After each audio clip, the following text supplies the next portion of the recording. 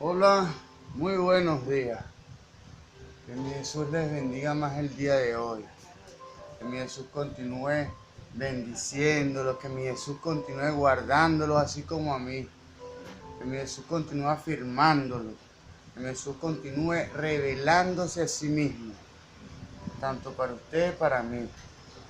Que mi Jesús nos mire con ojos de misericordia, que mi Jesús nos continúe respaldando, que mi Jesús continúe recordando que sin Él nada podemos hacer. Gloria a Dios. Dándole gracias a Dios por este nuevo y espectacular día. Dándole gracias a mi Jesús porque ha sido bueno. Dándole gracias a mi Dios porque cada mañana son nuevas sus misericordias. Si usted, igual que yo, se ha levantado con vida y con salud, es porque Dios ha tenido misericordia de usted, así como de mí. Cuando yo me despierto con vida y con salud, sé que mi Jesús me ha dado una nueva oportunidad. Gloria a Dios. Como tal,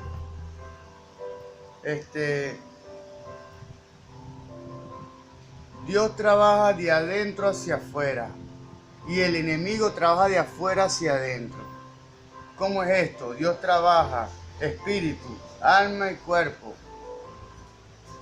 El resultado final son los frutos, que es la acción. Es más, sin embargo, el enemigo trabaja cuerpo, alma y espíritu de manera contraria. ¿Por qué? Porque él desde afuera trata de contaminar nuestro espíritu. Mas sin embargo, el Señor lo reprenda. Gloria a Dios. Los une y nos guarde, nos ilumine, nos permita conocer la verdad de la vida espiritual. Muchos de nosotros hacemos alarde de saber cosas, mas sin embargo vivimos contrario a eso que declaramos y que profesamos. Lo digo también por mí, porque yo en lo personal no soy perfecto. Yo estoy en un proceso, ¿ves? En un proceso de renovación y de purificación, de santificación. El hombre como tal, el cristiano como tal, el proceso del cristiano es arrepentimiento, conversión y santidad. Mas sin embargo, la santidad es el perfeccionamiento de la conversión. Y eso solo puede hacerlo el Espíritu Santo después que somos bautizados. Gloria a Dios. Tomando en cuenta que el hombre debe estar avisado y preparado en cuanto a las estrategias del diablo. ¿Cuáles son las estrategias del diablo? No hay más nada, no hay referencia más palpable que la Biblia, que este manual de fe y conducta, que es la palabra de Dios. Cuando Dios creó la humanidad, creó a su obra maestra, que es usted y soy yo, somos todos los seres humanos, que creó el primer hombre. El enemigo como tal sabía que Dios estaba creando su obra maestra. Y el enemigo como tal, su finalidad y su meta era contaminar y dañar eso que Dios había creado, por lo cual Dios se sentía orgulloso, que era la humanidad, que era usted y que era yo. Entonces, ¿cómo el enemigo arma una estrategia en contra de la humanidad? ¿Cómo se inicia el proceso de contaminación de los seres humanos? Mire, el diablo como tal, la serpiente antigua, no ataca a Adán directamente, sino ataca a Eva. ¿Por qué? Porque Eva es el vaso frágil. Tomando en cuenta que Dios había adoctrinado a Adán directamente. Y la serpiente antigua, el diablo como tal, que si uno reprenda, no lo atacó. ¿Por qué? Porque sabía que Adán estaba fortalecido y doctrinado directamente por Dios. Atacó a Eva para llegar a Adán. ¿Por qué? Porque sabiendo que Adán y Eva eran una sola carne, porque cuando un hombre tiene una pareja, se hace una sola carne con esa pareja. Mas si el hombre como tal no se preocupa o no nos preocupamos, o Dios no nos permite, o existe un abismo. Y el vaso frágil, en este caso Eva, no estaba capacitada. Entonces el enemigo le engañó, comió el fruto prohibido, y después de haber contaminado a Eva, ya Adán estaba contaminado. ¿Por qué? Porque Adán y Eva eran una sola carne. Mas sin embargo, Adán como tal pecó fue porque amaba a Eva más que a su vida, más que a Dios. Gloria a Dios, porque muchas veces nosotros nos dejamos llevar por lo que vemos y no por lo que en realidad establece Dios en su palabra. Gloria a Dios. Mas sin embargo, Eva como tal fue el instrumento que usó el enemigo para contaminar la humanidad. Mas Eva como tal, la mujer, el vaso frágil, también fue el instrumento que Dios usó para traer la salvación a la humanidad. ¿Por qué? Porque Jesucristo fue concebido por obra y gracia del Espíritu Santo de una mujer, de un vaso frágil, que también era virgen. O sea, el vaso frágil produjo la contaminación, pero también produjo la salvación. Gloria a Dios. Bueno, en lo personal, dándole gracias a mi Jesús por este nuevo y espectacular día. Dándole gracias a mi Jesús por todo lo que me da. Porque yo reconozco que Él siempre está conmigo. Yo reconozco que mi Jesús quiere más de mí. Mas sin embargo hay momentos que no puedo. Que ya mis fuerzas no son capaces de continuar esta pelea, esta lucha. Pero con el Espíritu de Dios es que podemos resistir y afrontar esta situación y esta realidad. Como dice Ezequiel 36, pondré mi espíritu en vosotros y haré que andéis en mi estatuto. O sea, fíjese usted el orden de Dios. Pondré mi espíritu en vosotros. Pondré un espíritu nuevo en vosotros. Cuando somos bautizados en el nombre de Jesús, somos nacidos del Espíritu Santo. Y ese Espíritu Santo que está en usted, que está en mí, permite que todo lo que conozcamos y esté en nuestro corazón sea realmente lo que podamos vivir por la fuerza del Espíritu. De todas maneras, vamos a leerlo textualmente para evitar márgenes de error. Y vayan a pensar que yo estoy introduciendo una idea humanista dentro de mi exposición. Ezequiel 36, del 22 hasta que Dios ministre, en el nombre de Jesús. Por tanto, di a la casa de Israel, a los creyentes: así ha dicho Jehová el Señor, no lo hago por vosotros, oh casa de Israel, sino por causa de mi santo nombre, el santo nombre de Jesús.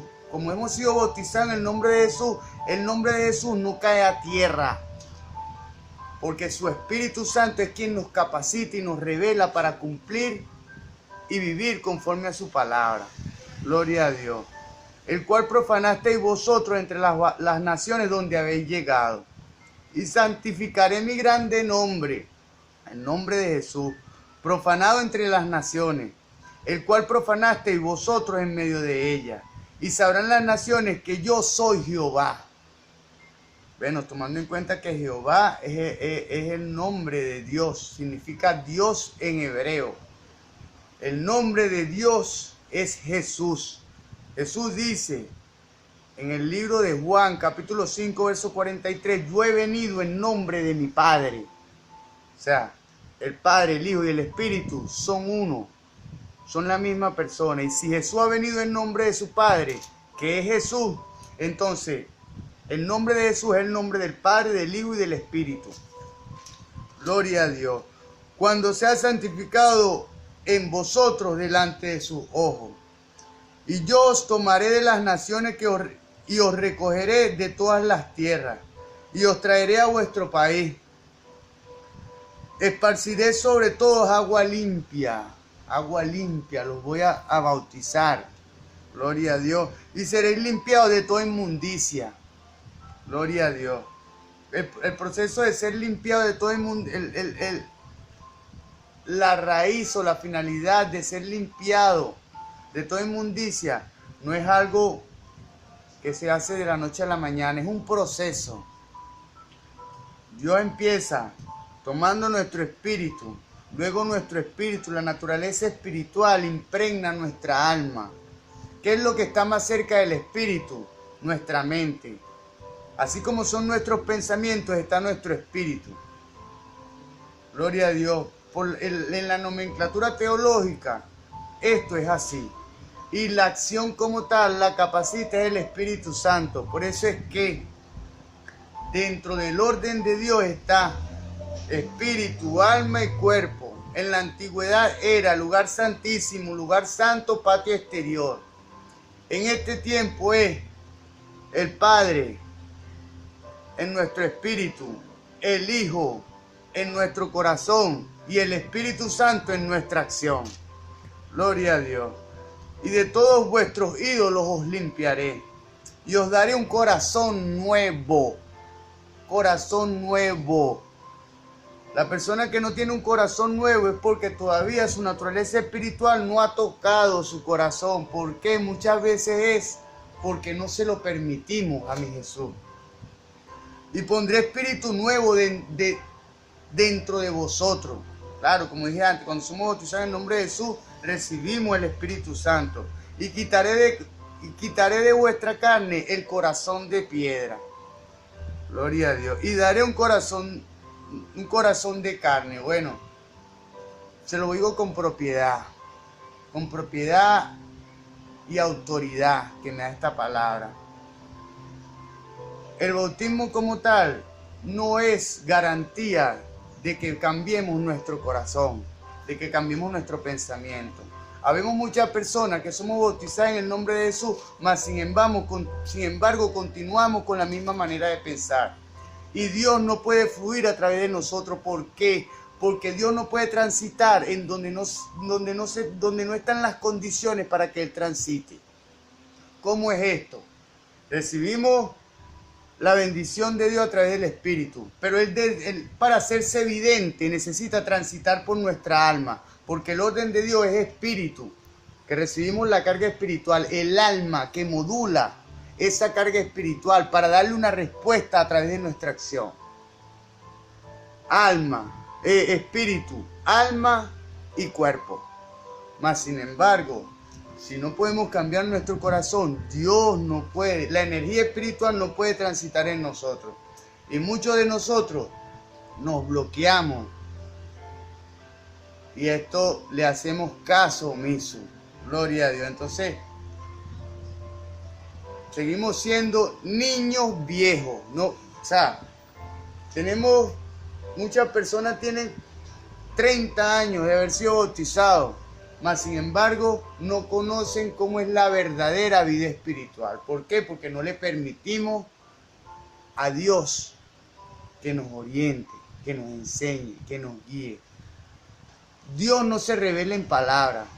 Dios se revela en hechos poderosos. Dios usa a los pastores. Dios usa a los líderes. Dios usa a los predicadores. ¿Para qué? Para que edifiquen nuestro corazón. Mas sin embargo, está en nuestro libre albedrío si queremos recibir esa instrucción, esa bendición o no.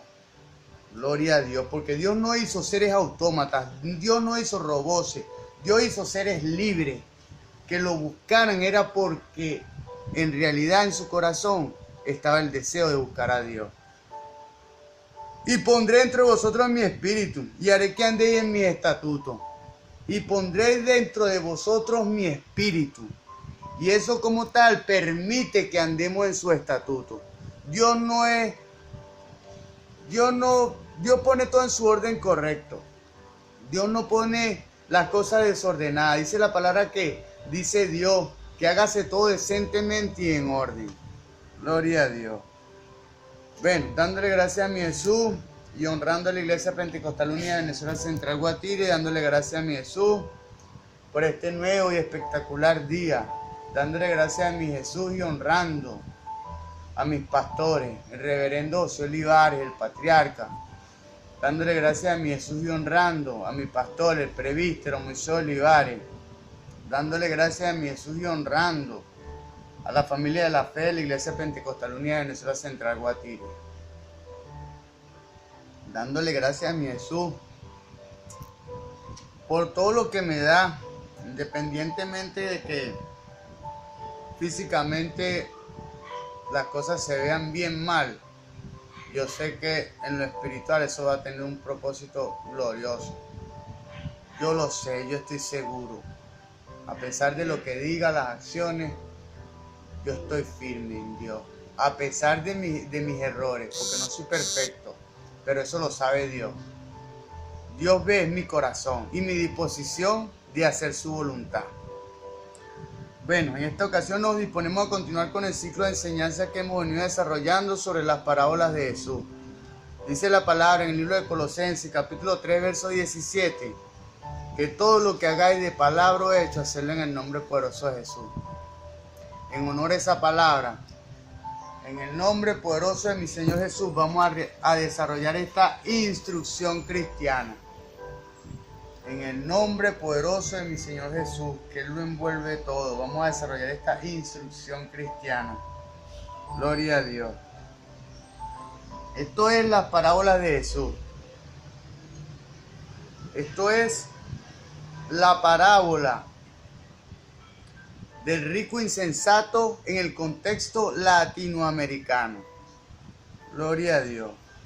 Vamos a desarrollar. Uno de los problemas más agudos en casi todo país latinoamericano es la disparidad. La disparidad en la distribución de los bienes, o sea, la falta de equidad, de igualdad en la distribución de los bienes.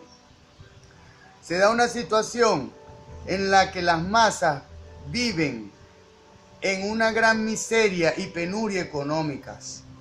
Como en mi país, Venezuela, vemos muchos de nosotros que vivimos limitados económicamente y bueno, no tanto limitados, sino en situaciones que son infrahumanas. Muchos de nosotros los venezolanos vivimos en esas condiciones. Mientras que los pocos hacen alarde de su opulencia. La mayor parte de los teólogos de la liberación latinoamericanos contemplan alguna disolución socialista. O sea, encuentran que la respuesta definitiva a esta disparidad injusta solo se halla en un cambio de estructuras político-económicas. Gloria a Dios. Mas, sin embargo, esto va más allá. Gloria a Dios. Específicamente, su orientación política marxista ha hecho que condenen al capitalismo como la raíz de todos los males en América Latina. No hay quien niegue que la expresión latinoamericana del capitalismo principalmente ha demostrado un egoísmo desbordante. Como tal, el capitalista y la estructura del capitalismo apunta a enriquecerse y no tomando en cuenta las necesidades y el impacto en la sociedad. Ha sido un capitalismo en el cual efectivamente los ricos se hacen más ricos y los pobres se hacen más pobres. Gloria a Dios. Es preciso preguntar, no obstante, si lo que está bajo juicio no debe ser tanto el sistema económico como tal, sino los operarios del sistema. Yo en lo personal opino que no es el sistema, el capitalista o el sistema socialista, no, es lo que hay dentro de las personas que administran esos sistemas. Y lo que hay dentro de esas personas es una naturaleza caída Es una naturaleza que no tiene en cuenta los principios de Dios. Es una naturaleza que no tiene en cuenta que estamos en la dispensación de la gracia y que los mandamientos en este tiempo es amarás a Dios sobre todas las cosas, o sea, sin idolatría, y amarás a tu prójimo como a ti mismo. Ayudar a nuestro prójimo, a nuestro hermano, a nuestro compatriota. Gloria a Dios. ¿No será que el problema no estriba tanto en el sistema del libre comercio como en los comerciantes? Yo pienso que es así, que el problema es interior, no es la estructura, sino es el origen, la fuente. ¿No será que el problema del capitalismo ¿No será que el problema del capitalismo lo son los capitalistas? O sea, no son las personas que manejan el capitalismo el verdadero problema. Al caer el comunismo en el siglo pasado, no habrá demostrado la tremenda reacción popular en los países socialistas de Europa Oriental y en la misma ex Unión Soviética, que soluciones para los males sociales no se hallan únicamente en tal o cual sistema socioeconómico. Mire, durante largo tiempo en la historia hemos estado luchando todos los habitantes de la tierra con situaciones adversas en la economía, sobre todo en este tiempo. Y sin embargo, los problemas no son las estructuras, los problemas son quienes manejan las estructuras. Gloria a Dios. Todo lo dicho no pretende ser una defensa del capitalismo. Dios sabe cuánto mal se ha perpetrado sobre la vida de tantos indefensos marginados por los capitalistas. Pero no es la estructura del capitalismo, es la persona que maneja el capitalismo, son los que manejan ese sistema. El punto esencial es que la problemática latinoamericana de la disparidad económica no se remonta a sistemas, sino a personas. Gloria a Dios. Para que algo pueda hacerse colectivo, primero debe ser personal o individual. Jesús apelaba a cambios en la gente, no en cambios de estructuras sociales. Jesús apelaba a cambios en la gente, no a cambios de estructuras sociales. La parábola del trigo insensato tiene mucho que decir el contexto latinoamericano. Aunque el trasfondo de la parábola en el Evangelio de Lucas es muy distinto al del contexto latinoamericano, aunque el trasfondo en la parábola en el Evangelio de Lucas es muy distinto al contexto latinoamericano contemporáneo, se pueden encontrar muchos paralelismos. El cuadro descriptivo del rico se asemeja mucho al latinoamericano, que solo sueña con enriquecerse más. Hemos establecido un orden que no es correcto dentro de nuestro código de valores éticos. Hemos dejado de poner lo primero en su lugar para traer lo último y ponerlo en primer lugar. Fíjense ustedes, Dios crea al hombre de la siguiente manera: espíritu, amo; alma, mayordomo; cuerpo, sirviente o criado. Nosotros, los venezolanos y muchos de mis compatriotas de este país, hemos asumido o han asumido, porque yo como tal no pertenezco a ese grupo, han asumido los valores materiales y físicos como su prioridad, en vez de poner a la vida espiritual en primer lugar. Dice la palabra: buscar primeramente el reino de Dios y su justicia, y todo lo demás vendrá por añadidura. Gloria a Dios. Su propósito último en construir almacenes en la parábola, el rico como tal, su propósito último en construir almacenes más grandes no es proveer así más fuentes de trabajo para los que están sin empleo. No. Su deseo de acumular más riquezas no es para poder aumentar más justamente los sueldos de sus empleados. Su sueño es solo el de amasar las riquezas con el fin de que se despreocupe personalmente y que viva holgadamente en el futuro. O sea, el rico como tal, lo que quiere es acumular riqueza para tener posesiones y para vivir una vida sin ningún tipo de afán ni preocupación por los bienes materiales. Mas, sin embargo, ese tipo de personas, lo digo por experiencia personal, acumulan dinero, pero como no tienen en cuenta a Dios, Dios permite que el pecado y lo que han hecho en su vida negativa le alcance. Todo lo que han sembrado en la vida espiritual le alcance. Entonces, si no está Dios con ellos, ¿quién está con ellos? Es el enemigo, que el Señor lo reprende en esta hora. Sus pensamientos giran en torno a sí mismo. El rey del reino narra esta parábola para sentar su descontento con la avaricia y la codicia. Estos son dos grandes obstáculos para que uno de verdad sea súbdito del rey. Gloria a Dios. Gloria a Dios. Se dijo que el trasfondo de la parábola de Jesús era muy distinto al del contexto latinoamericano de hoy. Esto se ve no tan solo en las condiciones culturales socioeconómicas, sociales y económicas. Porque primero es a nivel personal, es individual, luego se refleja a nivel social y luego a nivel cultural. Gloria a Dios.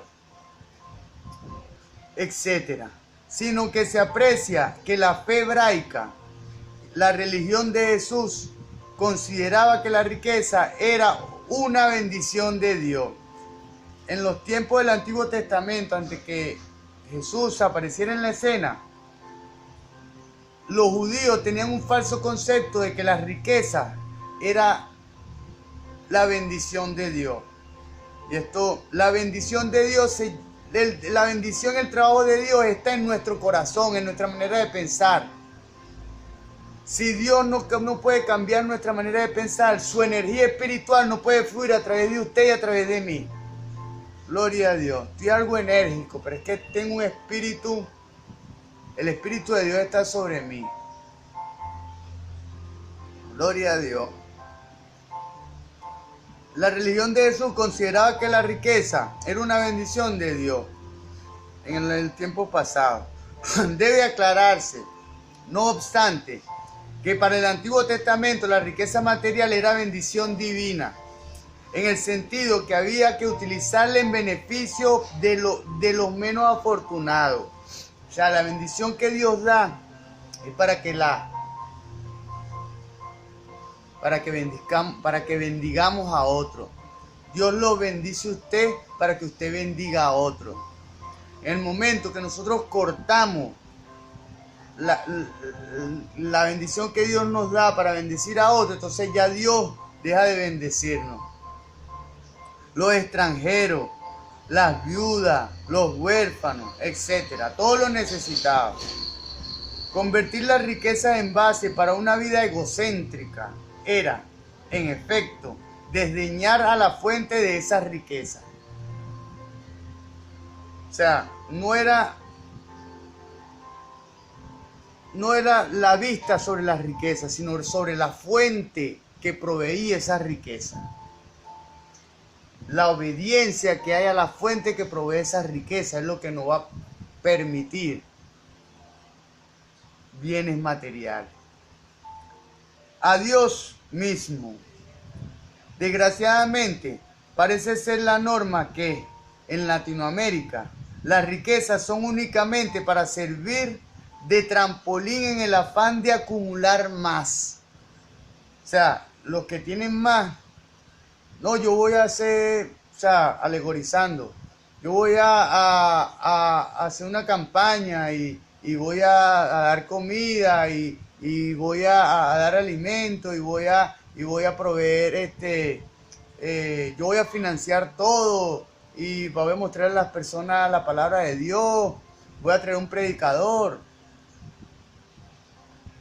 No, no es la manera de pensar de los comerciantes en este tiempo, sino que, fíjense ustedes como el rico insensato, voy a hacer graneros más grandes para poder guardar más en esos graneros, para tener más dinero. Aunque se cambie el sistema socioeconómico, si el hombre mismo no se somete a una orientación distinta, esta es la orientación distinta, la palabra de Dios, la grandiosa y la palabra de Dios, es la orientación que Dios nos dejó. A una vida a Dios en Jesucristo, no va a haber cambio efectivo. A una vida a Dios en Jesucristo. A una vida a Dios en Jesucristo. La energía espiritual solo fluye a través de las palabras espirituales en nuestro corazón. O sea que necesitamos edificar nuestro corazón conforme a esta palabra, conforme a al verdadero significado de la palabra, lo que en verdad Jesús deseaba transmitir a usted y a mí. El reino de Dios enseña la parábola, desconoce la codicia y la avaricia. El latinoamericano de hoy necesita conocer por la fe al Rey del Reino. Si usted no conoce por la fe a Jesús, pídale que le siembre esa semilla de fe, que aumente su fe y que lo ayude en su incredulidad. Gloria a Dios. Si no, tendrá que atenerse al juicio escatológico de Dios. Si no hacemos si no nos alineamos con Dios, entonces vamos a ser participantes en el juicio. Bueno, todos seremos participantes, pero vamos a recibir lo que en realidad espiritualmente hemos sembrado. Por esto, lejos de ser una mera perogrullada o cháchara, palabras sin sentido, la parábola del rico insensato habla poderosamente a América Latina de hoy. Urge que los cristianos evangélicos nos veamos ocupados en el evangelismo, que tenga a su vez una sensibilidad social. Gloria a Dios. Es necesario tocar a las personas, sembrarle esta semilla para que Dios pueda empezar a producir. Dice la palabra, yo sembré y Apolo regó, pero el crecimiento lo da Dios. ¿Tendrá la parábola del rico insensato algo que decir respecto a la deuda externa que tanto agobia a los países latinoamericanos? ¿Tendrá que decir algo? Obviamente que no. Si dejamos la parábola dentro de su contexto histórico bíblico, no nos va a decir nada. Si intentamos contextualizar la parábola a nuestro medio, que es lo que se hace en este momento, intentamos proyectar la parábola para este tiempo y en esta tierra, llevando el sentido original descubierto a la problemática latinoamericana, la respuesta es un rotundo sí. Gloria a Dios. Sí, la parábola tiene mucho que hablar a nuestra tierra y a nuestro tiempo. En términos laicos, la deuda externa de los países latinoamericanos con la banca internacional ha llegado a ser insostenible e impagable. Esto ha provocado una crisis en el ámbito regional e internacional, el ámbito individual y el ámbito colectivo. La política de desarrollo imitativo seguida la política de desarrollo imitativo, o sea, todos apuntan hacia buscar economistas, todos apuntan hacia buscar magíster, personas que sean dotadas, capaces, profesionales, doctores en economía. Pero esto no le corresponde a los economistas. Esto tiene una raíz más profunda que le corresponde al Señor Jesús. Gloria a Dios, a la vida espiritual. Todo lo que se ve se hizo de lo que no se ve. Dios trajo de lo espiritual para crear lo físico a través de su palabra. Gloria a Dios. Gloria a Dios. Y el desorbitado endeudamiento externo a fines de los años 70 crearon en nuestros países condiciones de extrema dependencia y vulnerabilidad. Gloria a Dios. Aunque hay diferencias importantes entre los distintos países de América Latina, la experiencia común reciente ha mostrado estrategias y políticas de desarrollo que a la postre, o sea, después, han resultado inviables e insostenibles. Se asume un modelo y se cree en ese modelo, pero ese no es el modelo de Jesús. Y solamente el modelo de Jesús que está plasmado en esta palabra es el que va a tener éxito en la vida. Gloria a Dios. Y que han desembocado en profundas crisis.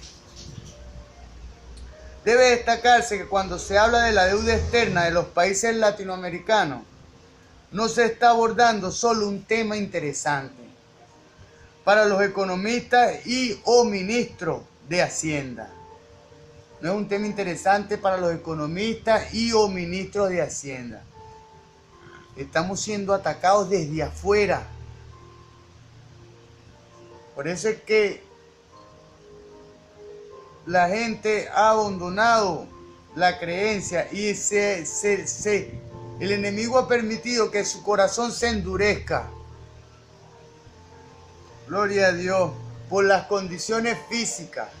¿Por qué? Porque como dije antes, él ataca de afuera hacia adentro, más Dios trabaja de adentro hacia afuera. ¿Cómo no está atacando él al venezolano, al latinoamericano? Con escasez, con hambre, con necesidad, con injusticia. Para que nuestros ojos miren, nuestros ojos físicos miren, se contamine nuestro corazón y por ende nuestro espíritu también.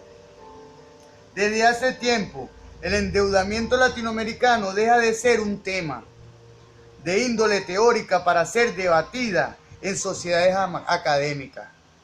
Ya esto no le corresponde solo a los a los economistas ni a los políticos, no. Esto es algo que va más profundo, que va más allá. Hay que ir a la fuente.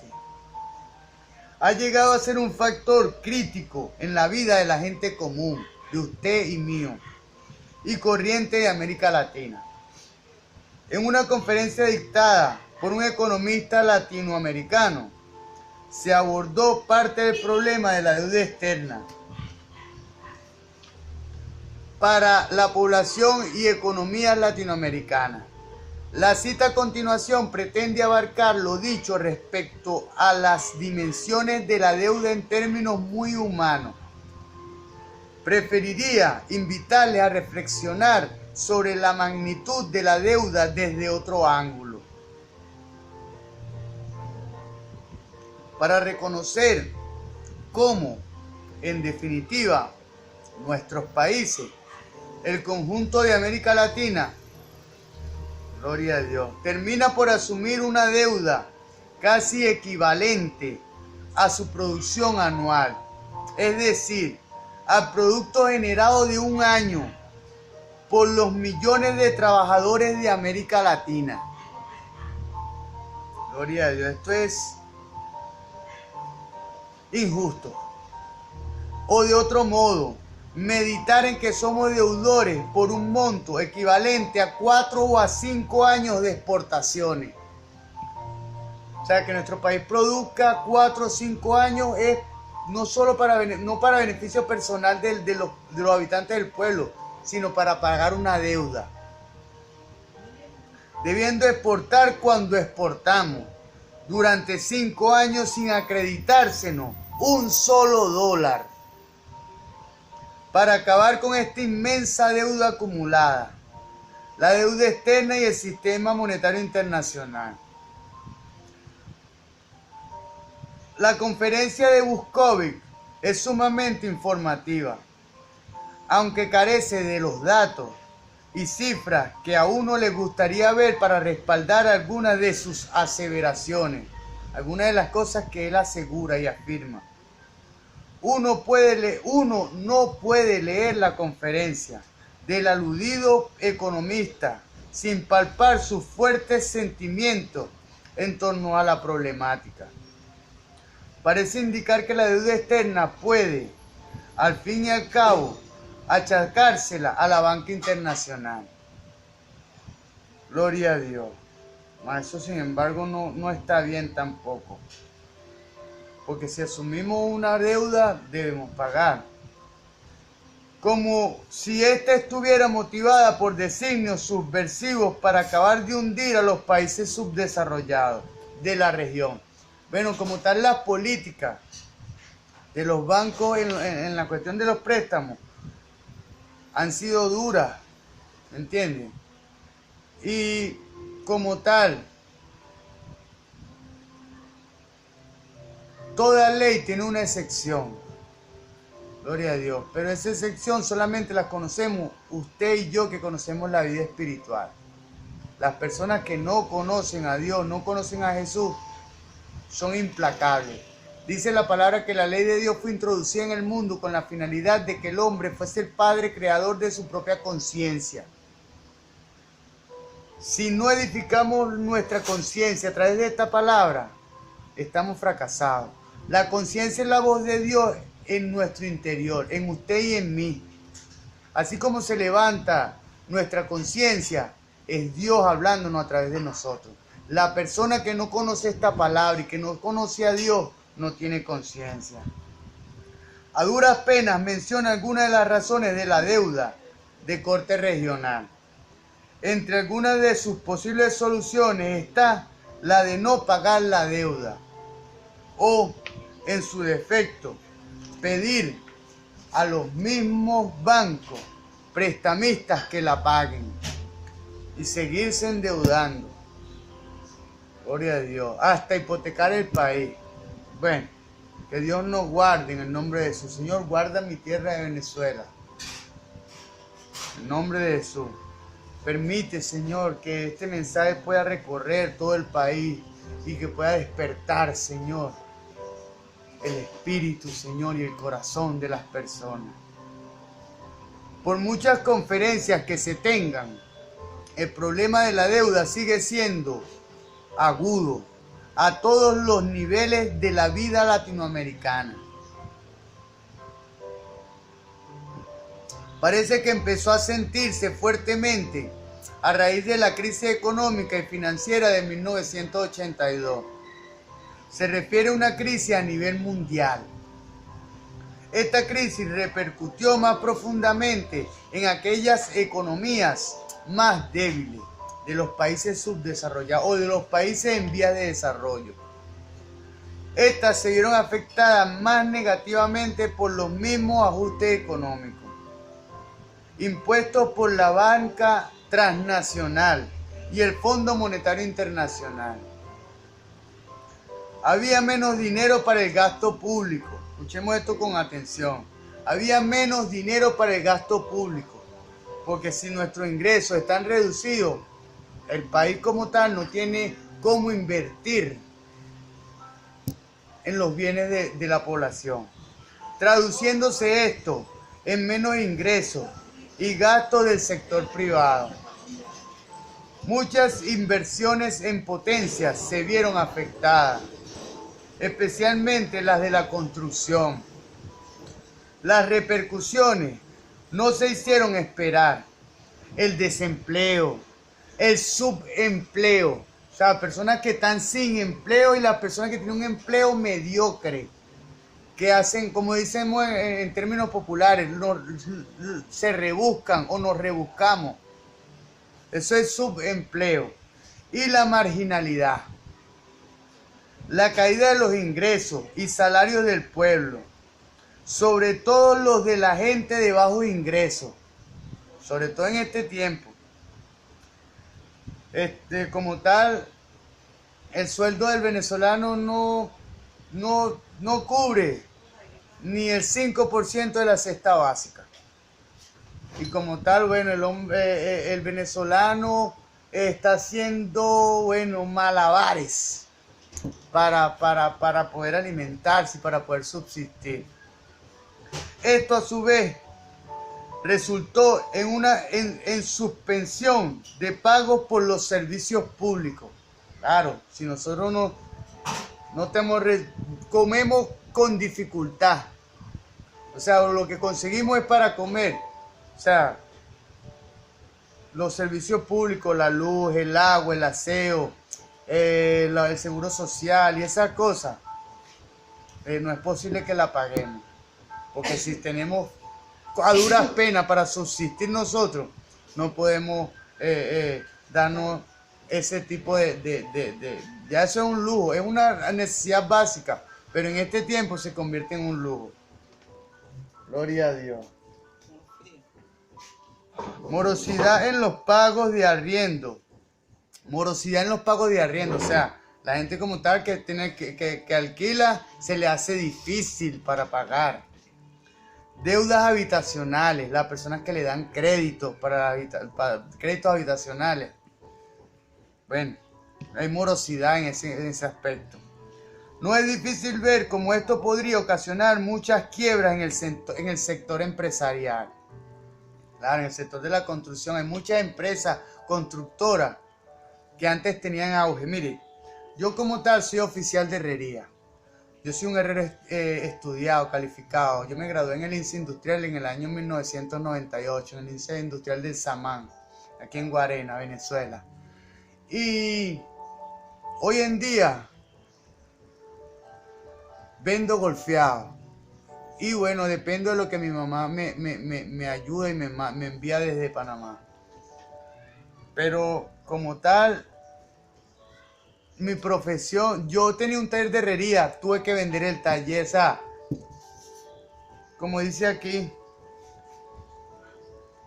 ¿cómo podría ocasionar muchas quiebras en el sector empresarial? O sea, yo estaba empezando y llegó esta situación y no pude avanzar más, no pude crecer más.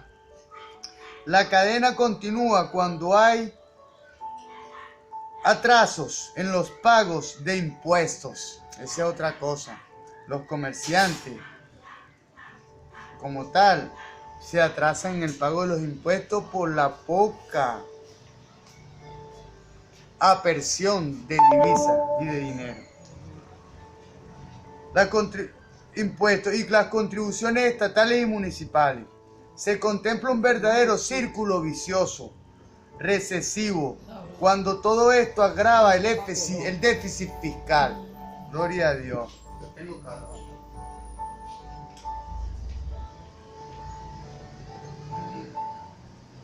Y este obliga a reducir aún más los gastos públicos. Cuando hay déficit fiscal, obliga a reducir los gastos públicos. Cuando no se pagan los impuestos, ya la nación como tal no tiene los mismos medios para sustentar las necesidades del pueblo. Gloria a Dios. O sea, que no son los sistemas. Esto tiene un origen espiritual. ¿Qué tiene que ver la parábola del rico insensato que ver con toda la mencionada problemática? ¿Qué tiene que ver la parábola del rico insensato? Por favor. Antes de entrar al reino, recordemos cómo eran nuestras actitudes y acciones antes de experimentar la obra regeneradora de Cristo. Vamos a recapitular esto. Recordemos cómo eran nuestras actitudes y acciones antes de experimentar la obra regeneradora de Cristo. Bueno, le voy a decir esto con propiedad.